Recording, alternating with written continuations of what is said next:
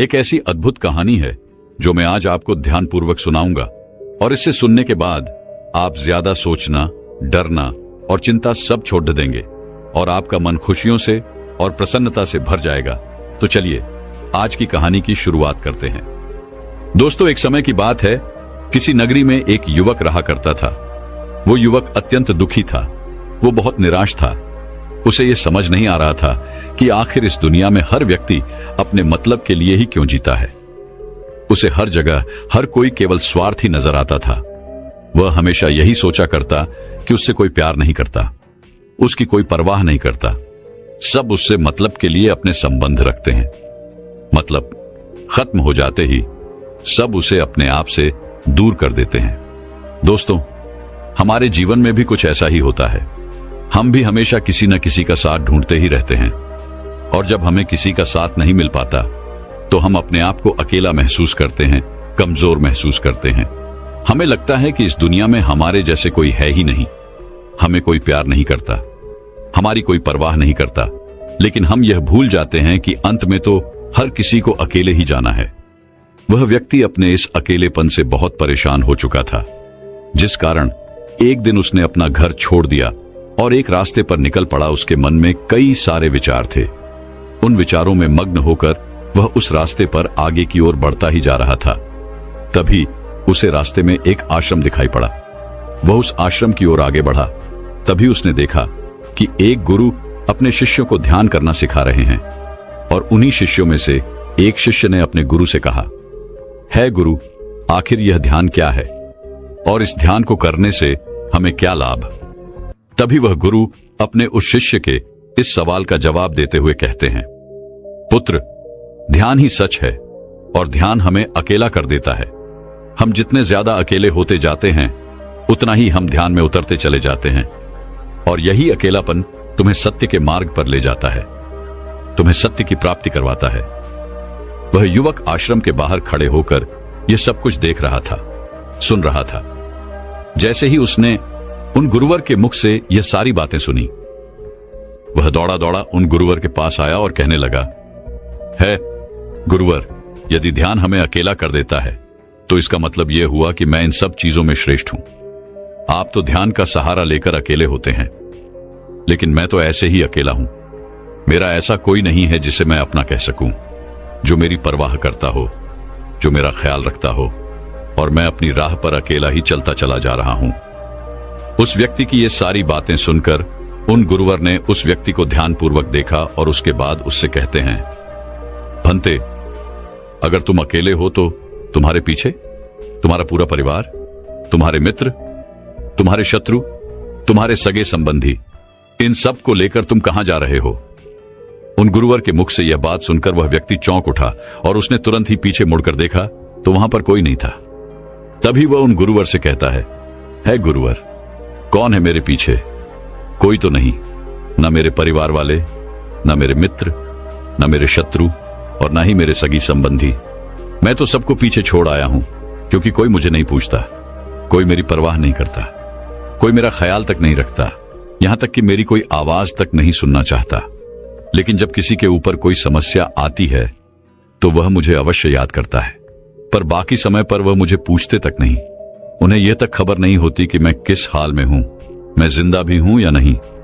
उन सबको इन सब चीजों से कोई फर्क नहीं पड़ता।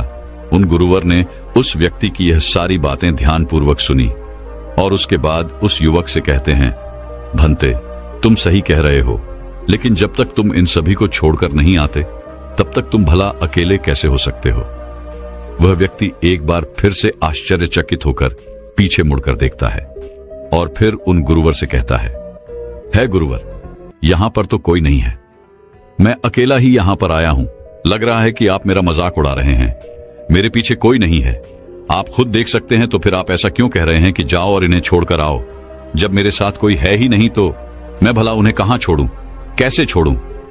उस युवक की ये सारी बातें सुनकर वह गुरुवर मुस्कुराने लगे और उस युवक से कहते हैं, भंते, आखिर तुम मुझसे क्या चाहते हो? इस पर वह युवक उन गुरुवर से कहता है गुरुवर, मैं आपका शिष्य बनना चाहता हूं, मुझे कोई साथी चाहिए, मुझे अपना शिष्य बना लीजिए, मैं जीवन भर आपका आभारी रहूंगा। उस युवक की यह बातें सुनकर उन गुरुवर ने कहा, भंते, तुम चाहो तो यहां पर 1 महीने रह सकते हो। उसके बाद ही मैं यह निर्णय कर पाऊंगा कि क्या मुझे तुम्हें अपना शिष्य बनाना चाहिए या फिर नहीं। लेकिन तुम्हें मेरी एक बात माननी होगी। तुम्हें इन 30 दिनों के अंदर ध्यान का अभ्यास करना होगा। अगर तुम ये कर सकते हो तो तुम यहां पर अगले 1 महीने के लिए रुक सकते हो, अन्यथा तुम्हारे लिए यहां पर कोई जगह नहीं। उस व्यक्ति ने काफी सोच विचार कर उन गुरुवर से कहा, है गुरुवर, आप जैसा कहेंगे मैं वैसा ही करूंगा। आप चाहते हैं कि मैं इन 30 दिनों में ध्यान का अभ्यास करूं, तो मैं यह करने के लिए तैयार हूं। उस व्यक्ति ने उन गुरुवर की बात मान ली और आश्रम में ही रुक गया। अगले दिन सुबह सुबह वह गुरुवर उस व्यक्ति के पास आए और उस व्यक्ति से कहने लगे, भंते, तुम किससे बात कर रहे हो? तुम्हारा ध्यान कहां है? इस पर वह व्यक्ति जवाब देते हुए कहता है गुरुवर, मेरे साथ तो कोई नहीं है, मैं भला किससे बात करूंगा, मैं तो अकेला हूं। तभी वह गुरुवर उस व्यक्ति से कहते हैं, ठीक है, लेकिन अब ध्यान लगाओ, क्योंकि तुमने मुझे वचन दिया था कि इन 30 दिनों में तुम ध्यान का अभ्यास करोगे। उन गुरुवर के कहने पर वो व्यक्ति ध्यान करने बैठ जाता है, लेकिन पहले दिन उसे ध्यान करने में बहुत तकलीफें आती हैं, बहुत सारी परेशानियों का सामना करना पड़ता है। यहां तक कि वो ढंग से लगातार बैठ भी नहीं पा रहा था। उसके पैर मानो सुन्न से हो जाते और उसका पैर मानो काम करना ही बंद कर देता। ये सारी बातें वह गुरुवर देख रहे थे। तभी उन गुरुवर ने उस व्यक्ति से कहा, बनते, तुम जितना देर चाहो उतना देर बैठ सकते हो। ये ऐसा कोई जरूरी नहीं है कि तुम एकाएक लगातार बैठे ही रहो। यदि तुम्हें थोड़ी तकलीफ है तो तुम उठ सकते हो, टहल सकते हो और फिर आकर बैठ सकते हो। इतना कहकर वह गुरुवर वहां से चले गए। अगले दिन सुबह सुबह फिर वह उस व्यक्ति के पास आए और उस व्यक्ति से कहने लगे, भंते कौन है? किससे बातें कर रहे हो? कोई आया है क्या? उन गुरुवर की इस बात का जवाब देते हुए वह व्यक्ति उन गुरुवर से कहता है गुरुवर, यहां पर तो कोई नहीं है, आप खुद देख लीजिए, मैं भला किससे बातें करूंगा। तभी वह गुरुवर एक बार फिर उस व्यक्ति से कहते हैं, चलो ध्यान का अभ्यास करो। तभी वह व्यक्ति उन गुरुवर से कहता है गुरुवर, क्या केवल आंखें बंद करके बैठ जाना, इसे ही ध्यान कहते हैं? अगर इसे ही ध्यान कहते हैं तो यह तो बड़ा ही आसान है और इसे तो कोई भी कर सकता है, केवल आंखें बंद करके बैठना ही तो है। इसका जवाब देते हुए वह गुरुवर उस व्यक्ति से कहते हैं, भंते, केवल आंखें बंद करके बैठ जाना इसे ध्यान नहीं कहते। ध्यान करने के लिए तुम्हें अपने मन को एकाग्र करना होगा, अपने मन को किसी एक चीज पर लगाना होगा।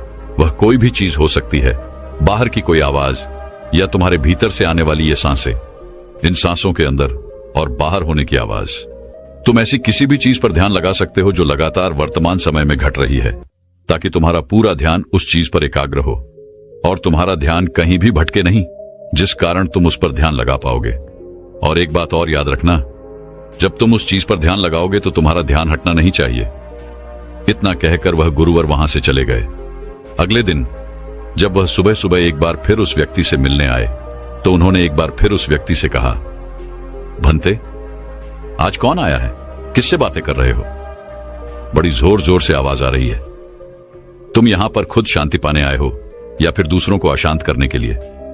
वह व्यक्ति उन गुरुवर से कहता है गुरुवर, पर यहां पर तो कोई है ही नहीं, तो मैं भला किससे बात करूंगा? यहां तक कि अभी तक मेरे मुख से एक शब्द तक नहीं निकला है, तो फिर आपको कैसे जोर जोर की आवाजें कहां से आ रही हैं? और जब मैंने एक शब्द भी नहीं बोला तो मैं भला दूसरों के लिए अशांति का कारण कैसे बन सकता हूं? तभी वह गुरुवर उस व्यक्ति से कहते हैं, ठीक है, चलो ध्यान का अभ्यास करो। तभी वह व्यक्ति उन गुरुवर से कहता है गुरुवर, मेरा एक प्रश्न है, क्या मैं आपसे पूछ सकता हूं? तभी वह गुरुवर उस व्यक्ति से कहते हैं, पूछो, तुम्हें क्या पूछना है? तभी वह व्यक्ति उन गुरुवर से कहता है गुरुवर, आप कहते हैं किसी भी एक चीज पर ध्यान लगाओ जो वर्तमान समय में घट रही हो, उस पर अपना पूरा ध्यान लगा दो। लेकिन जब मैं अपनी सांसों पर या फिर किसी ऐसी चीज पर ध्यान लगाने का प्रयास करता हूं जो लगातार घट रही है, तो मेरा ध्यान लगातार नहीं रह जाता। मैं पल पल भटकता रहता हूं। कभी मुझे कुछ याद आने लगता है तो कभी मुझे कुछ और याद आने लगता है। वो पुरानी चीजें, वो पुरानी यादें मेरा पीछा नहीं छोड़ती, आपके कल यहाँ से चले जाने के बाद मैंने ध्यान करने के लिए बहुत प्रयास किया, लेकिन वह पुरानी यादें बार बार मुझे याद आ रही थी, जिस कारण मैं एक चीज पर ध्यान लगा ही नहीं सका। तो अब मुझे क्या करना चाहिए? उस व्यक्ति की यह सारी बातें सुनकर वह गुरु मुस्कुराने लगे और वहां से चले गए। उन गुरुवर की हंसने की वजह उस व्यक्ति को समझ नहीं आई। अगले दिन सुबह सुबह एक बार फिर वह गुरु उस व्यक्ति के पास पहुंचे और कहा, भंते, ये तुम क्या कर रहे हो? इतना आलस, चारों ओर आलस ही आलस फैला हुआ है। अपने पास से आलस को भगाओ, अन्यथा यह तुम पर हावी हो जाएगा और फिर तुम हमेशा इसके अधीन बनकर रहोगे। तभी वह व्यक्ति गुरुवर से कहता है गुरुवर, आप तो रोज एक ही बात कहते हैं कि यहां पर कोई है, लेकिन मुझे तो कोई नजर आता ही नहीं।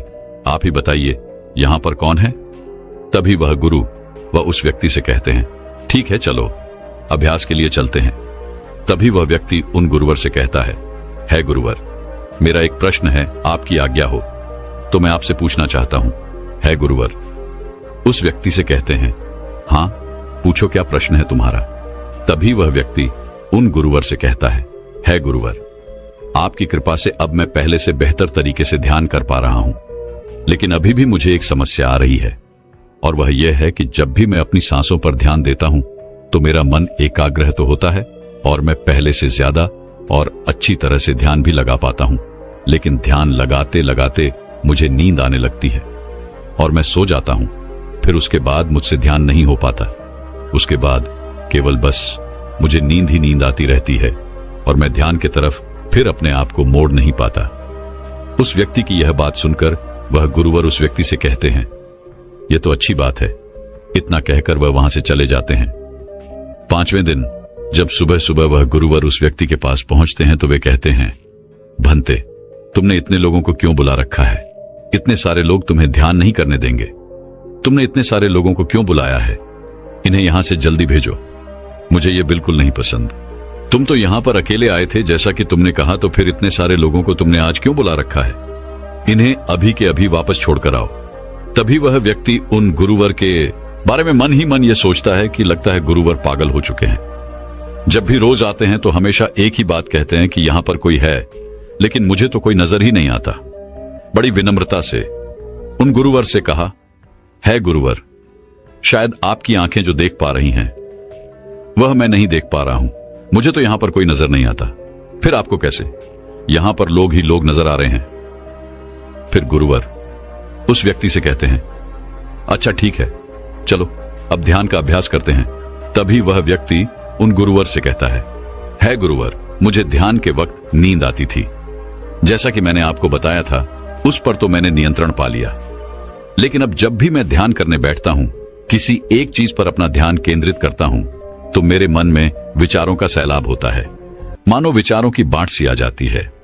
इतने विचार तो आंख खोलकर भी मैंने कभी नहीं देखे होंगे, जितने की आंखें बंद करने के बाद मुझे नजर आते हैं।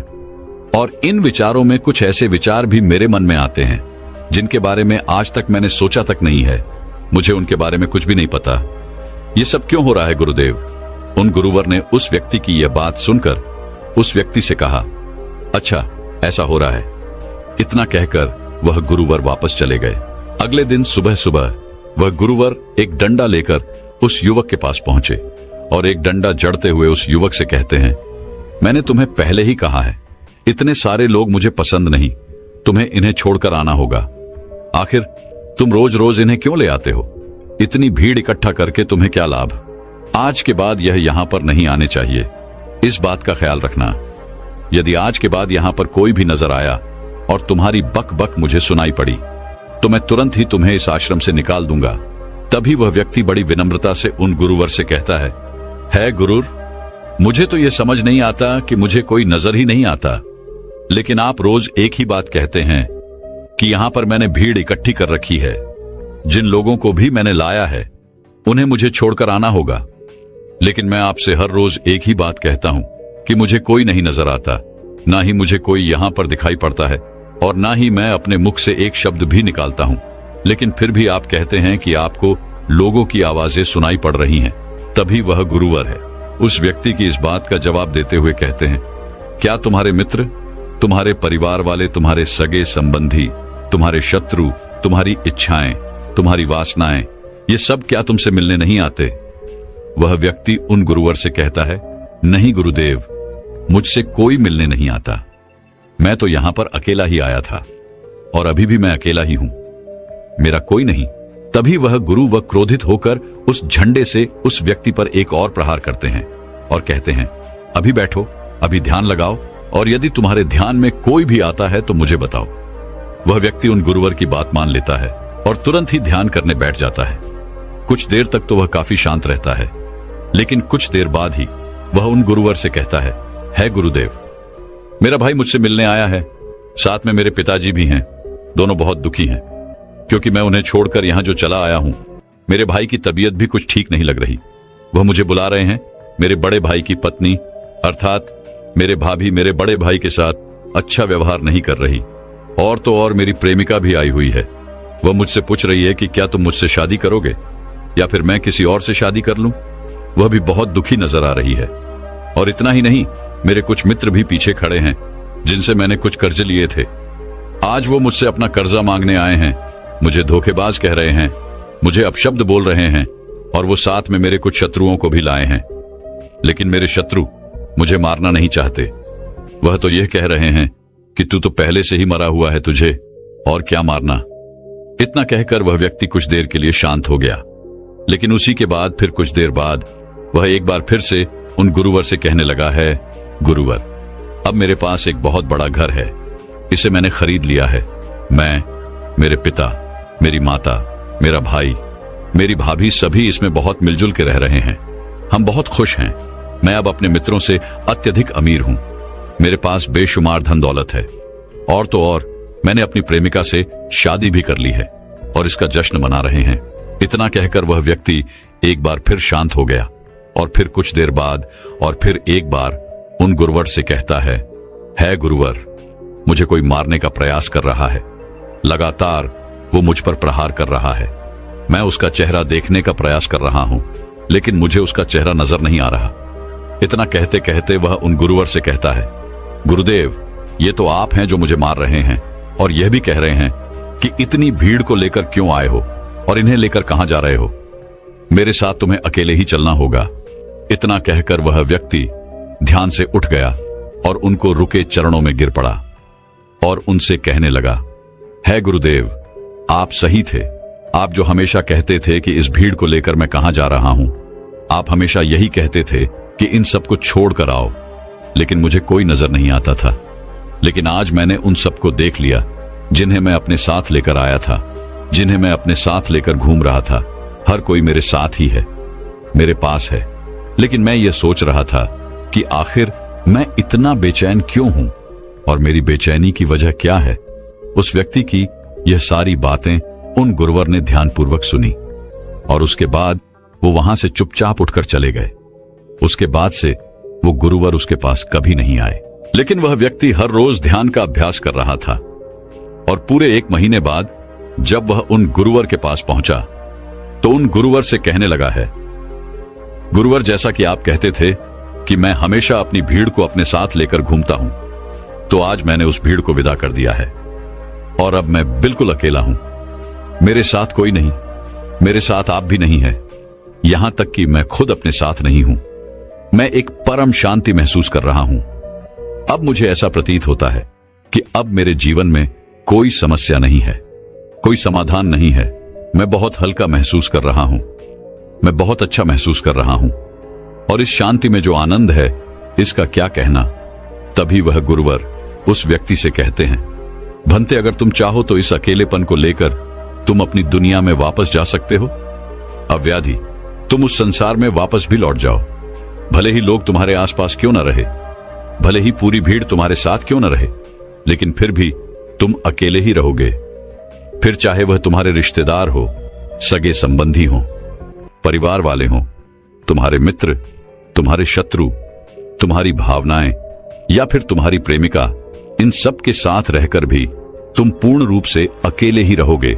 और इतना ही नहीं, तुम्हारे जीवन में जब भी कोई बुरी परिस्थितियां आएंगी तब भी तुम बिल्कुल अकेले और शांत रहोगे और तुम हर परिस्थितियों का समाधान निकालने में भी अब पूरी तरह सक्षम हो चुके हो। और यदि अब तुम चाहो तो मैं तुम्हें अपना शिष्य बना सकता हूं, क्योंकि हो सकता है तुम्हें यह लग रहा हो कि यह 30 दिन तो पूरे खत्म हो चुके, लेकिन ध्यान का मार्ग अभी शुरू हुआ है।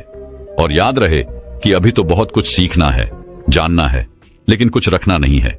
यह मार्ग अभी शुरू हो रहा है और यह मार्ग अति लंबा है और इस मार्ग की शुरुआत शांति से ही होती है। तभी वह व्यक्ति उन गुरुवर को प्रणाम करता है और उनसे कहता है, हे गुरुवर, मैं अपने घर वापस लौटना चाहता हूं, अपने उस संसार में वापस जाना चाहता हूं ताकि मैं अपनी जिम्मेदारियों को निभा सकूं और साथ ही साथ इस मार्ग पर भी आगे बढ़ सकूं। यदि आपकी आज्ञा हो। इतना कहकर वह व्यक्ति शांत हो गया। तभी वह गुरु मुस्कुराने लगे और उस व्यक्ति से कहते हैं, भंते मन शांत हो तो सब हो सकता है। तुम संसार में रहकर भी अकेले रह सकते हो, लेकिन एक बात याद रखना कि हमें सीखना बहुत कुछ है, जानना बहुत कुछ है, लेकिन रखना कुछ भी नहीं। अब तुम जा सकते हो, तुम्हारा कल्याण हो। तो दर्शकों, चलिए अब ज्यादा सोचने के ऊपर अगली कहानी की शुरुआत करते हैं। संपूर्ण मानव जाति एक दौड़ में लगी हुई है, एक ऐसी दौड़ जो कभी पूरी नहीं होती, जो उसके जन्म के साथ शुरू होती है और मरने तक उसका पीछा नहीं छोड़ती। लेकिन क्या कभी आपने ध्यान दिया है कि यह दौड़ किस चीज की है? जरा ठहरकर खुद से पूछिए कि आप किसके पीछे दौड़ रहे हैं और वास्तव में क्या यह दौड़ कभी पूरी हो सकती है? जिन भौतिक सुख सुविधाओं को इकट्ठे करने में इंसान लगा रहता है, क्या वास्तव में वो भौतिक सुख सुविधाएं उसे शांति या फिर आनंद प्रदान कर सकती है? सिकंदर ने मरने से पहले अपने सभी मंत्रियों को कहा था कि जब मेरी अर्थी उठाई जाए तो मेरा शरीर ढका हुआ नहीं होना चाहिए, मेरी हथेलियां खुली होनी चाहिए, ताकि सारी दुनिया यह देख सके कि जो सिकंदर पूरी दुनिया को जीत सकता था, वो भी अपने साथ कुछ नहीं ले जा सका। उसके हाथ खाली के खाली रह गए। लेकिन जीवन की बागडोर ऐसी होती है कि उसे कभी ठहरने का वक्त ही नहीं मिलता।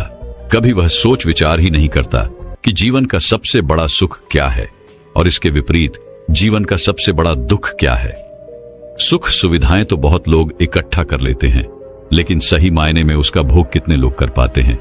वही भौतिक वस्तुएं जो उसने अपने आनंद, अपनी शांति के लिए संग्रहित की थी, वही सुख सुविधाएं उसके दुख का कारण बन जाती हैं। जब पैसा नहीं कमाया था तो पैसा ना होने का दुख था, और जब पैसा कमा लिया तो वही पैसा उसके बच्चों के लिए या उसके लिए झगड़े का कारण बन जाता है। तो फिर कैसे सुख सुविधाएं, किन चीजों के पीछे आप भाग रहे हो? आज की जो कहानी मैं आप लोगों को सुनाने वाला हूं, उसमें आपको जीवन का सबसे बड़ा दुख और सबसे बड़ा सुख पता चलेगा। इससे पहले कि आप इस कहानी में खो जाएं, इस चैनल को सब्सक्राइब जरूर कर लें। तो चलिए कहानी शुरू करते हैं। अपनी गरीबी के दिन याद करके सेठ धनानंद की आंखों में आंसू आ गए। आज उसने जीवन में सब कुछ हासिल कर लिया था। सारी सुख सुविधाएं उसके पास थी। घर में नौकर चाकर थे, हजारों लोग उसके नीचे काम करते थे, जो उसकी एक आवाज पर उसके पास खड़े होते थे। लेकिन फिर भी आज सब कुछ हासिल कर लेने के बाद भी वो दुनिया में अपने आप को सबसे गरीब आदमी समझ रहा था। आखिरकार अपनी गरीबी के दिन याद करके उसकी आंखों में आंसू आ गए। उसके पास कुछ नहीं था, लेकिन तब भी वो प्रसन्न रहता था। लेकिन आज सब कुछ होने के बाद भी वो प्रसन्न नहीं था। और दुनिया में वही आदमी सबसे गरीब होता है जो सब कुछ होते हुए भी अकेला महसूस करता है। उसे एहसास होने लगा था कि धन संपदा या भौतिक सुख सुविधाएं उसके मन की पूर्ति नहीं कर सकती। लेकिन अब तो बहुत देर हो चुकी थी। उसका पूरा जीवन बीत चुका था। अब पूरे जीवन की कमाई उसे व्यर्थ लगने लगी। उसे लगने लगा कि उसने जो कुछ कमाया वो सब यूं ही था, व्यर्थ था।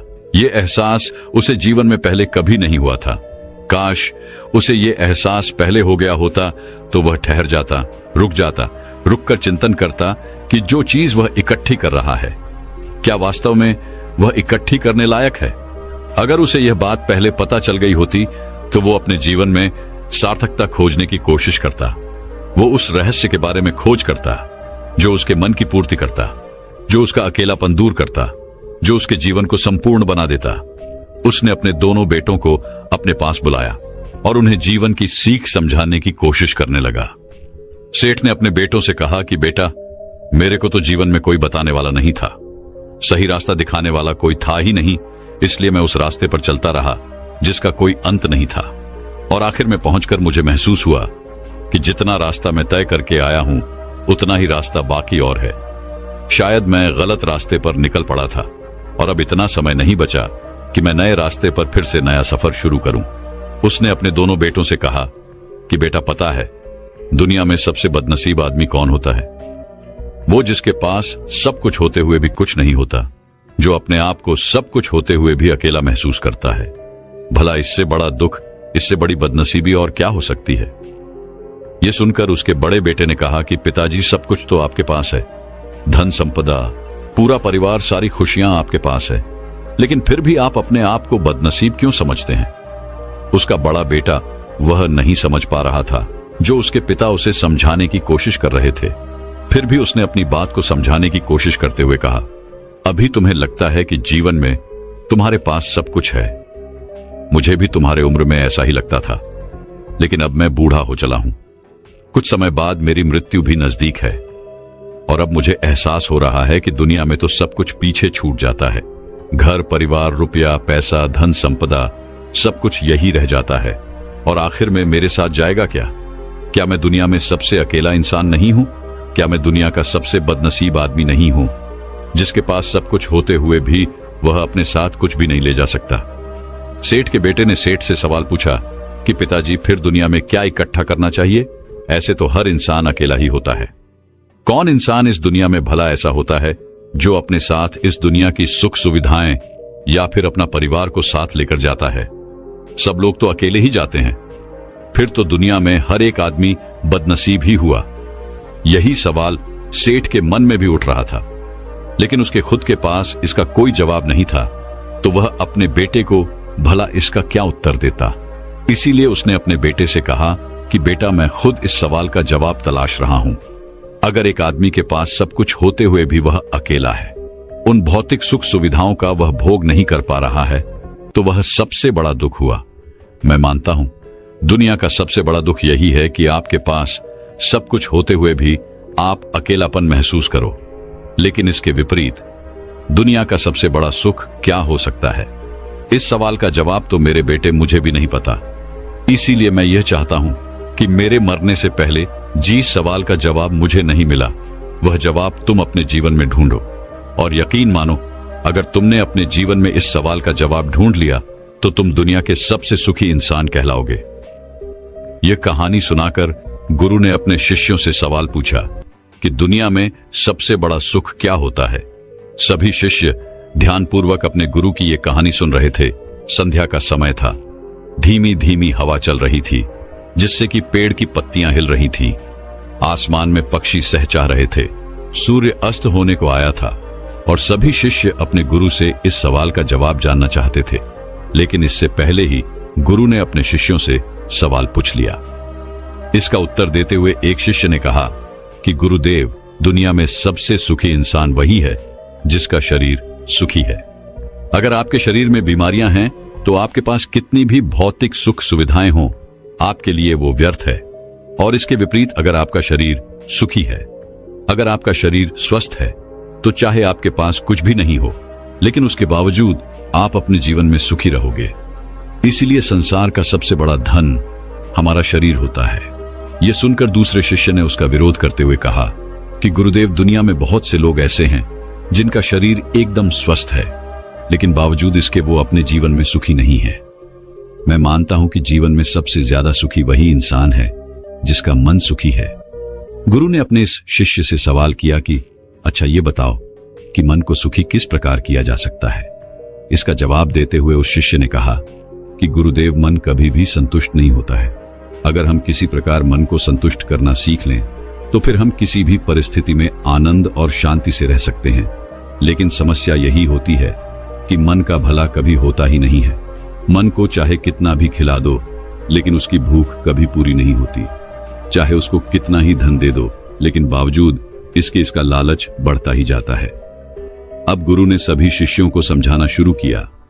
गुरु ने कहा कि अज्ञानतावश मनुष्य कभी यह समझ नहीं पाता कि उसका मन हमेशा से खाली था, लेकिन व्यर्थ की चिंताएं, व्यर्थ के लक्ष्य अपने जीवन में बनाकर उसने अपने मन को बांध लिया।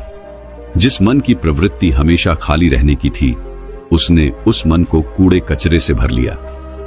इसीलिए वह मन जो बचपन में हमेशा खाली रहता था, हर चीज में, हर खेल में आनंद ढूंढ लेता था, अकेले में भी आनंद पूर्वक, शांति पूर्वक रहता था, अब वही मन सब कुछ मिल जाने के बाद भी हमेशा दुखी रहता है।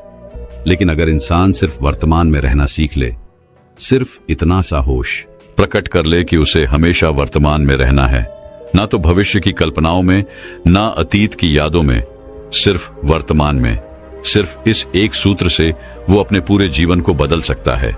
वर्तमान में रहकर सभी सूक्ष्म सुविधाओं का भोग करना, पूर्ण होश के साथ, पूर्ण आनंद के साथ हर एक चीज का भोग करना, सिर्फ यही जीवन को सुखी बना सकता है। हम हर चीज को, हर काम को, हर रिश्ते को आधे अधूरे मन से निभाते हैं। जैसे कि खाना खाते समय हमारा दिमाग कहीं रहता है, हमारा शरीर कहीं रहता है, और इसीलिए जब शरीर और मन में दूरी पैदा होती है तो उससे तनाव पैदा होता है। अगर आपका शरीर और आपका मन और मस्तिष्क सभी एक जगह पर संगठित होना सीख लें, तो फिर आप अपने जीवन में उस शांति, उस आनंद का एहसास कर पाएंगे जो बड़े बड़े योगी पहाड़ों में तपस्या करके प्राप्त करते हैं। लेकिन इसके लिए जीवन में ज्ञान के प्रकाश का उदय होना बहुत आवश्यक है, क्योंकि अज्ञानता में आप अपने मन को कभी नहीं समझ पाएंगे। मन को समझना इस दुनिया का सबसे कठिन कार्य होता है। अगर आप अपने मन को जबरदस्ती वर्तमान में खींच कर लाने की कोशिश करेंगे तो आप बहुत जल्दी परेशान हो जाएंगे। ये कार्य बड़े धीरे धीरे, बड़ी निष्ठा और प्रेम के साथ किया जाता है, बड़े संयम के साथ किया जाता है। अगर आप इसको जबरदस्ती करने की कोशिश करेंगे तो आप तनाव में आ जाएंगे, आप बहुत जल्दी हार मान लेंगे। इसलिए कदम कदम पर आगे बढ़ा जाए तब मंजिल सामने ही है। और यह कहकर गुरु ने सभी शिष्यों से कहा कि अब हम ध्यान करेंगे। ध्यान करने से मनुष्य का मन, उसका मस्तिष्क वर्तमान में स्थापित होना सीख जाता है। धीरे धीरे प्रतिदिन ध्यान का अभ्यास करने से वह उस आनंद और शांति का अनुभव कर पाता है जो सांसारिक वस्तुओं में कहीं नहीं मिलता, जो किसी भौतिक सुख सुविधा में नहीं मिलता। और इसके बाद सभी शिष्य अपने गुरु के साथ ध्यान में लीन हो गए। दोस्तों, मैं उम्मीद करता हूं कि यह कहानी सुनने से आपके जीवन में अच्छे बदलाव आए होंगे। आपको इस वीडियो से क्या सीखने मिला ये कमेंट करके जरूर बताएं, और अपने परिवार, दोस्तों या आपके करीबी इंसान के साथ ये कहानी शेयर करके उन्हें भी इस ज्ञान से परिचित करवाएं। बाकी अगर आपको ये वीडियो दिल से अच्छी लगी हो तभी इस वीडियो को लाइक कर देना, और आपने अब तक इस चैनल को सब्सक्राइब न किया हो तो चैनल को सब्सक्राइब भी जरूर कर देना। आपका हर दिन शुभ हो और खुशियों से आपका जीवन भरा रहे। धन्यवाद। नमो बुद्धाय।